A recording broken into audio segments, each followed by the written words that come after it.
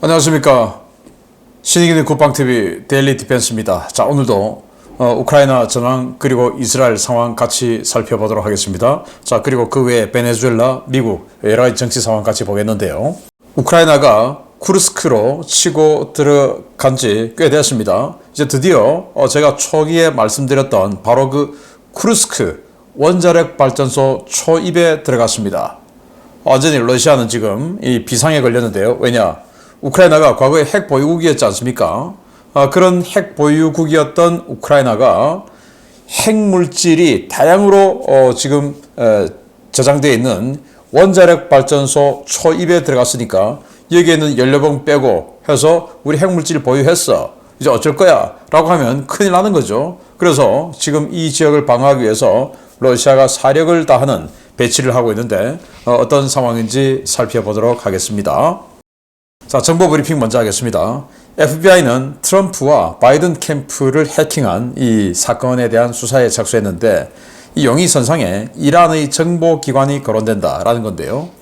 트럼프 대통령의 선거 캠프 그리고 바이든 대통령의 선거 캠프 각각 해킹해서 캠프 자료를 빼갔다라는 건데 이란 그 국가정보기관이 한 소행이다라는 용의를 가지고 있다라고 해요. 자, 신용평가사인 피치가 이스라엘의 신용등급을 A 플러스 등급에서 A 등급으로 하향 조정했다. A0라는 말이 되겠죠. 이게 가자 분쟁이 2025년까지, 즉 내년까지 계속될 것이다 라는 경고를 하면서 그렇기 때문에 A로 하향한다 라는 건데 참고로 우리 한국의 피치가 지정한 신용등급은 AA, AA-입니다. 그러니까 이 이스라엘보다는 두 단계 높은 상황이 되겠죠. 그리고 이 A0 등급은 일본도 A0입니다. 그래서 일본 등급으로 좀 낮아졌다. 바꿔 말하면 우리가 일본보다 두 단계 높은 신용 등급이다 이 말입니다. 자, 하마스 대변인은 이스라엘군이 남성 인질 1명을 사살했고 여성 인질 2명에 총격을 해서 중상을 입혔다라는 건데 이스라엘군은 확인 불가하다 이렇게 이야기했어요. 아마도 하마스 자기네들이 총을 쏘아서 죽여놓고 이렇게 뒤집어 씌우는 건 아닌가 라는 그런 분석도 있고 또 어쩌면 또 다른 측면에서는 인질을 구출하러 들어갔는데 인질을 앞에다 세워버려서 유탄에 인질이 숨졌다라는 전투 유탄에 인질이 숨졌다라는 그런 설도 있습니다. 미국은 튀르키예의 특사를 파견했습니다. 이란이 보복 공격에 나서지 않도록 설득해달라라는 요청을 하기 위해서인데 토니 블링컨 국무장관이 14일 중동에 급파되었습니다. 그래서 15일 카타르 주재로 다시 이 가자지구 휴전 협상이 진행되지 않습니까? 물론 하마스는 우린 참여하지 않겠다라고 했는데 이 휴전 협상에 앞서 블링컨이 지금 튀르키예 야 니들 좀 말려라. 이란 괜히 나서다가 이란 레짐 체인지 당한다 라는 설득을 해달라라는 요청을 했다고 합니다. 13일 새벽에 시리아 북부에서 규모 5.2의 강진이 발생했다고 합니다. 진원지는 10km급의 천발 지진으로 확인되었다. 즉 인공지진은 아닌 거죠.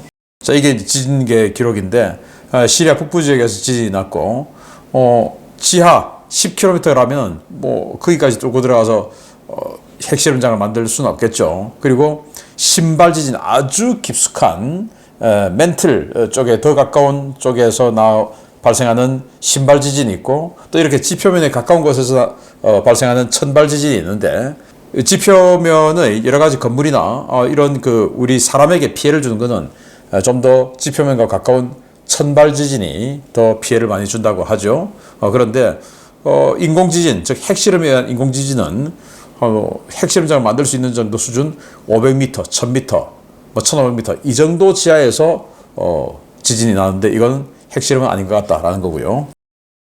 이란 이슬람 혁명 수비군 사령관은 한이의 피해에 대한 복수는 우리의 임무다. 그리고 역시 부사령관은 이 혁명 수비대는 복수에 전적으로 헌신한다 라고 해서 이란 대통령은 하지 말자 라고 하는 상황에서 이란 군은 복수하자 라고 하기 때문에 이란 대통령의 리더십이 지금 확립되지 않았지 않냐. 그도 그럴 것이 자기가 대통령 되어서 아직 인사도 안 했고 그런 상황이죠. 그리고 또 여기는 대통령이 최고 지도자가 아니라 그 위에 슈프림 리더가 있죠. 바로 하메네이 종교 지도자가 있습니다. 그래서 그 하메네이는 보복해야 된다 라는 입장이죠. 그래서 군과 지금 행정부가 좀 입장이 안 맞다라는 상황이고요. 사우디아라비아가 오랜만에 예멘 북부의 사다주 후티 시설에 공습을 가했습니다. 그래서 대후티 군사작전 본격 재개하는 신호탄이 됐는데 이날 미국도 후티 시설에 대한 이 공습을 했어요. 그 공습을 하는 그 상황에 사우디아라비아도 공습을 했다라는 건데 그 위치는 바로 사우디아라비아와의 국경지역 이 지역입니다. 그런데 사우디는 이 지역에 우리 천무로 판단되는 장거리 이 포병 무기로 한번 공격했던 적이 있죠. 그런데 그건 포병 무기였고 이제는 항공 무기로 이렇게 공습을 했다고 하니까 좀 더 센 무력 투사를 한 거죠. 그래서 사우디가 후티를 본격적으로 응징하는 건 아닌가라는 관측도 나옵니다. 미국, 영국, 프랑스, 독일, 이탈리아 이 5개국 정상이 이스라엘을 방어할 것이다. 이란은 이스라엘 공격 포기하라 라는 압박에 나섰는데요. 전통적인 서방 강대국들이죠. 이 강대국 정상들이 우리가 이스라엘 방어해준다. 그러니까 이란 니들 해봐야 소개의 목적을 달성할 수 없다. 니들만 힘들어진다. 라고 압박을 했는데 지금 이 순간에 미군 배치 상황을 보면요. 일단 이 이란 코앞에 있는 오만만의 시어돌 루즈벨트 항모 전단이 있죠. 여기에는 시어돌 루즈벨트 항모 전단과 함께 알레이버크급 이지스 구축함 4척이 작전을 같이 하고 있고요. 그리고 여기 레바논 앞 지중해에는 이 와스프 강습 상륙 전단이 있는데 여기에는 와스프를 포함해서 3척의 대형 상륙함 그리고 지원함 또 마운트 히튼이 전쟁 지휘함 그리고 2척의 알레이버크 이지스 구축함 그리고 영국 그리고 프랑스의 방공함 이렇게 해서 4척의 방공함이 있고요. 그리고 여기 조지아 오하이오급 핵잠수함이 또 배치가 되어 있고 또 여기 지금 이제 괌에서 출항해서 가고 있네요. 에이브람 링컨 항모 전단인데 여기에는 링컨 항모 한 척하고 그리고 5척의 비교적 아주 신형의 그런 알레이버크급 이지스 구축함이 같이 동행을 하고 있는 상황을 볼 수 있습니다. 그래서 항모 전단급 3개 전단이 지금 이 중동으로 직결하고 있는 이런 미국 전력 상황을 볼 수가 있고요. 베네수엘라 야당 지도자 마차도죠. 원래 가장 인기 있는 야당 지도자인데 피선거권이 박탈이 되어서 이번에 이제 곤살레스를 지지해줬던 바로 그 마차도가 8월 17일은 전 국민 골기의 날이다. 라고 국민 골기를 호소하는 동영상을 찍어 올렸어요. 모두 토요일에 떨쳐 일어나라 라고 하는 이런 대국민 메시지를 마차도가 발표를 했는데 아마 8월 17일 토요일이죠. 8월 17일이 정말로 베네수엘라의 큰 변곡점이 되는 날이겠다라는 생각이 들고 이 8월 17일 이 마두로가 잘 버티면 또 뭐 계속 뭐 며칠 더 가는 거고 이때 군이든 마두로가 정말 이건 도저히 피할 수 없다라고 생각되는 세력이 이 마차도 편에 붙는다면 마두로는 망명을 해야 되겠죠. 이번 토요일이 베네수엘라는 큰 변곡점이다 라는 생각이 드네요. 자, 미국, 영국, 호주 이 3개 나라가 오커스 레짐 만들었죠. 그래서 호주에 핵잠수함 건조해주고 지원해주고 하는 그 레짐인데 바이든이 만들었던 거 아니겠습니까? 트럼프가 만든 건 쿼드. 그래서 인도, 일본 그리고 미국, 호주 뭐 이런 식으로 쿼드였는데 여기는 지금 이제 영국을 끼워놓고 해서 인도 빼고 중국을 포위하는 이런 레짐으로 오커스를 만들었었는데 그 만들 때는 호주 정부가 보수당이었고 보수였죠. 그런데 만들고 나서 지금 이제 바뀌었죠, 정권이. 그래서 어떻게 바뀌었냐? 바로 아주 진보 좌파 정권, 친중 정권을 바뀌었기 때문에 지금 미국도 좀 찝찝하고 호주도 찝찝하고 자기는 친중이니까 이런 상황에서 조약 개정을 했습니다. 미국, 영국 이 2개국은 자국의 잠수함 전력이 약화된다고 판단되면 1년 전에 호주에게 통보하고 이 오커스 레짐을 탈퇴 가능하다. 이게 뭐냐? 완전히 호주만 큰일 나는 거죠. 그 조인에 서명하는 상황인데 보도가 나왔어요.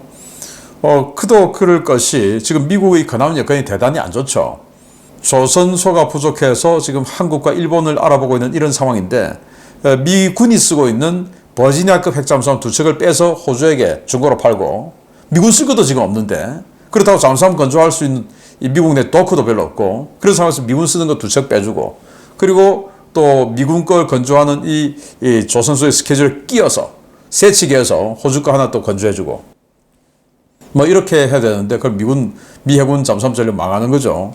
그래서 이제 트럼프는 이런 걸 했지만 우리는 이런 걸 하는 거야 라고 바이든이 했다가 파트너인 호주가 친중 상황이기 때문에 이렇게 정신 차리고 이제 오커스 레짐을 거의 해체하는 단계에 들어갔다. 이러면 이제 호주만 프랑스 잠수함 대량 도입하려고 했다가 그거 취소했죠. 그리고 벌써 몇 년 흘러왔죠.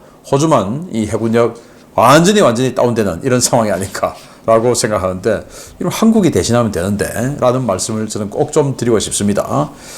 자, 우크라이나 상황 보면요. 1160명의 러시아군을 사상시켰고 전차는 5대 격파, 장갑차 17대 격파, 차량 59대 격파, 특수장비 5대 격파, 야포 36문 격파, 무인항공기 19대 격추 등의 전과가 있다라고 밝혔고요. 우크라이나군 총참모부는 전투 충돌이 134건이다. 이 중에서 계속 적의 소멸 지속 중에 있다. 이렇게 계속 적을 기억하고 있다라는 발표를 했고 시르스키 총사령관은 쿠르스크주에 우크라이나군이 통제하는 통제지가 1000제곱킬로미터를 돌파했다라고 공식 오피셜로 발표했습니다.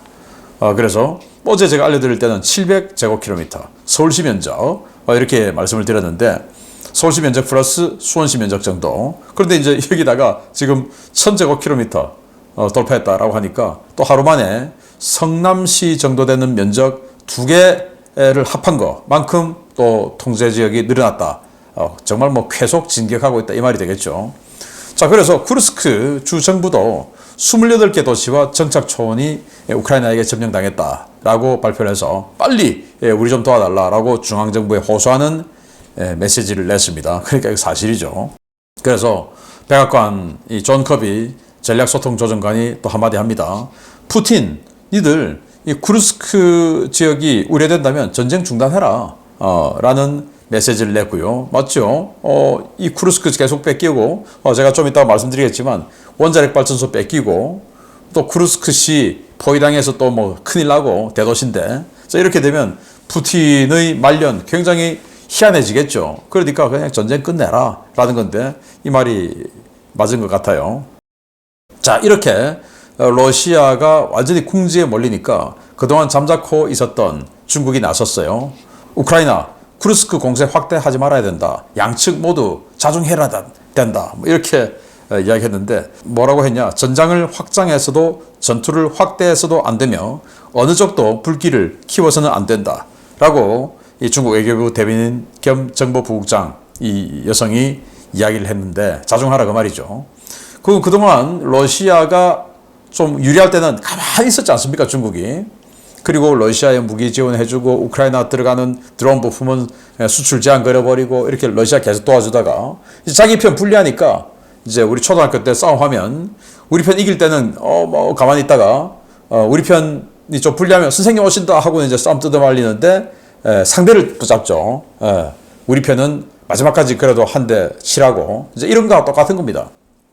그래서 러시아가 이기던 작년 가을부터 올 초까지는 계속 뭐 가만히 있고 러시아도 우리 휴전 안 해 끝까지 간다. 자, 이러고 있다가 지금 러시아가 불리해지니까 헝가리 동원해서 온 미국이다, 또 중국이다, 이런 서방 세계 또 이 중국 같은 이런 나라 돌아다니면서 휴전해야 된다. 휴전 중국이 정지해달라. 이런 이야기 하더니 이제는 완전히 우크라이나가 들어가니까 중국이 부탁도 안 했는데 그냥 확 나와서 자중해라. 자, 이런 이야기 하는 거. 그러니까 이들의 편은 명확하다라는 걸 볼 수가 있습니다. 그리고 이 상황이 러시아가 정말 불리하구나 라는 것도 확실하게 알 수 있습니다. IAEA는 자포리자 원전의 화재 원인은 파악 불가하다. 파악을 하고 싶은데 러시아가 협조하지 않는다. 이런 이야기를 했고요. SBU는 우크라이나 에너지부 차관을 긴급 체포했다고 합니다. 대규모 비리를 포착했는데 50만 달러를 일단 횡령한 것을 확인했다고 합니다.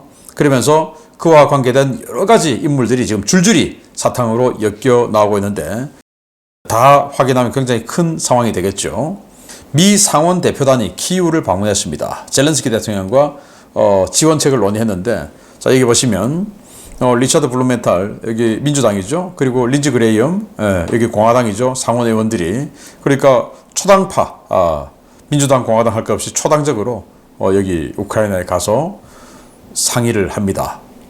지금 뭐 지원이 빨리빨리 이루어지지 않고 있다는 거 아니겠습니까? 그 지원이 적소에 지원이 빨리 될 수 있는 이런 것을 상의하러 갔다라는 거고, 논의를 한 만큼 빨리 지원이 되기를 바라고요. 그리고 또 여기서 우크라이나의 이 F-16 전력화 가속을 위해서 퇴역 조종사 용병을 물색한다라는 것도 이 회의에서 나왔다고 합니다. 일단 우크라이나 조종사의 기량이 빨리빨리 안 올라오니까, 자 그러면 미국에서 은퇴한 전투기 조종사들, 그 사람들을 비싼 돈을 주고서라도 고용을 해서 비행기 태워서 전선으로 보내자. 이런 그 용병을 획득하는 방법까지 이 회의에서 나왔다고 합니다. 자, 그리고 우크라이나 경찰이 러시아가 헤르손에서 드론으로 나비 지뢰를 살포했다. 그래서 그거 지금 수거해서 폐기 처리하고 있는데, 이거 건드리면 그냥 터지는 거죠. 또 생긴 게 플라스틱으로 좀 장난감처럼 생기고 조그맣기 때문에 아이들이 이걸 잡을 수가 있어요. 잡고 딱 드는 순간 터져버립니다. 아이들에게 치명상을 줄 수가 있죠. 손이 잘린다든지 뭐 이런 짓을 이 헤르손 주택 민간인 지역에 이런 짓을 하고 있는 러시아다라는 건데요. 이런 거 하나하나 꼼꼼히 기록해놨다가 전범 처벌해야 되겠습니다. 자, 쿠르스크 원자력 발전소 어떻게 되는지 보겠습니다. 우크라이나군의 러시아 본토 진공 작전이 시작된 지 일주일 만에 1000제곱킬로미터를 통제하고 이제는 러시아 원자력 발전소 인근까지 진격했다는 소식입니다. 푸틴이 모스크바에서 내려보낸 증원군이 필사적인 저항을 시작했지만 역부족인 것 같습니다.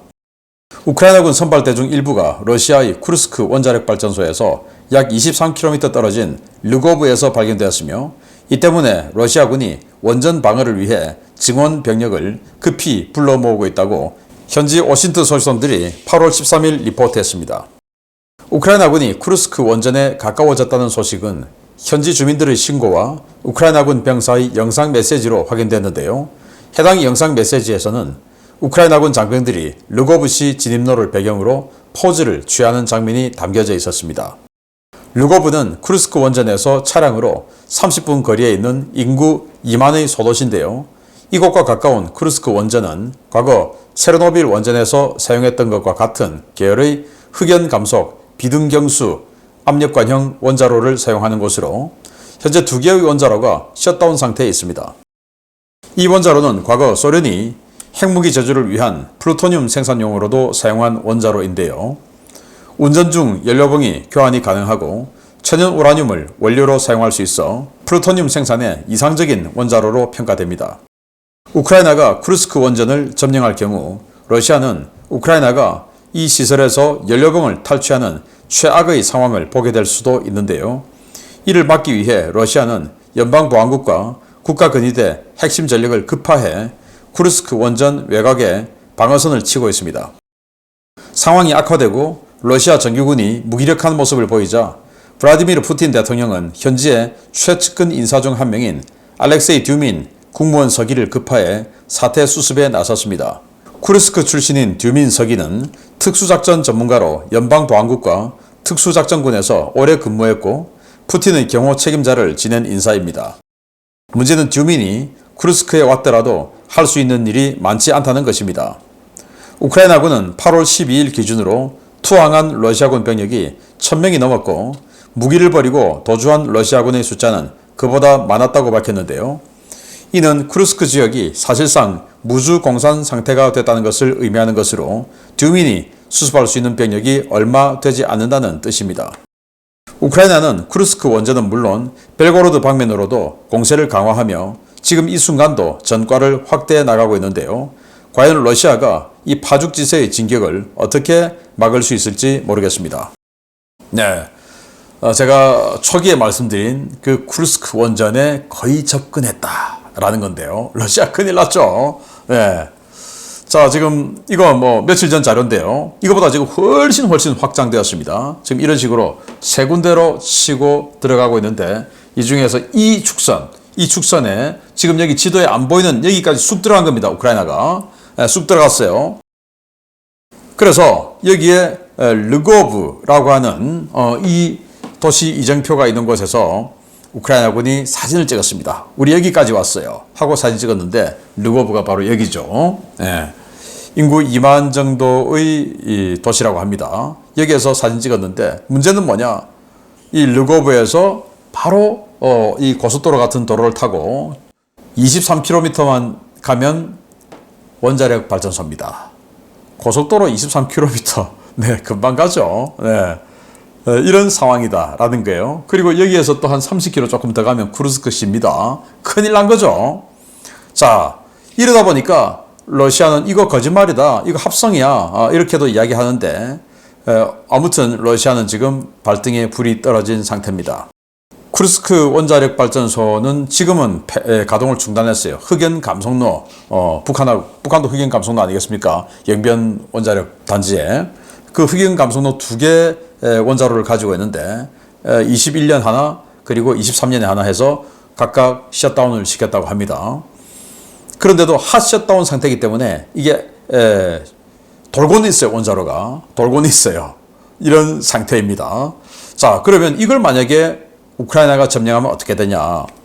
여기에 있는 이 연료봉, 가동 중인 원자로의 연료봉, 이 흑연 감속로의 장점은 뭐냐? 경수로와는 달리 가동 중일 때도 그냥 연료봉 일부를 빼서 교체를 할 수가 있습니다. 그러면 연료봉 빼서 여기에 플루토늄이 있어요. 여기는 또 플루토늄을 추출하고 하면은 핵무기 원료를 우크라이나가 확보하는 것이죠. 우크라이나는 아시다시피 이 핵무기가 1000발이 넘게 있었던 나라입니다. 물론 소련이 해체되고 나서 우크라이나 영토에 있던 핵무기이기는 하지만 그런 우크라이나고, 아시다시피 우크라이나는 또 이 군사과학기술이 꽤 높은 수준에 있는 나라죠. 핵무기 금방 만들 수 있을 겁니다. 또 핵무기 만들지 않는다 하더라도 여기서 출출한 이 핵물질을 가지고 더티밤도 만들 수가 있죠.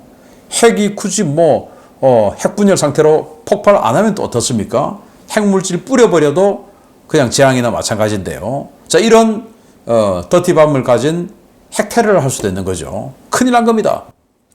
그래서 러시아는 여기다가 이 알렉세이 듀민, 과거 이제 이 푸틴의 경호실장까지 했던 사람인데, 를 보내서 네가 좀 막아라. 정규군을 보내야 되는데, 정규군 못 믿고, 정규군 지금 전선에서 빼올 수가 없는 거예요. 빼오면 전선이 무너져 버리니까. 그래서 자꾸 다른 부대, FSB, 그리고 국가근위대, 푸틴 진위대죠. 이런 걸 보내는데, 이들은 그냥 그 기계화 부대가 아닌 거죠. 기껏해 차량화 부대. 그러니까 우크라이나보다 더 화력이 딸리는 이런 부대를 자꾸 보내는 거예요. 상대가 안 되는 겁니다. 그마저도 증원해서 가다가 이런 식으로 증원 행령들 박살나버리지 않습니까?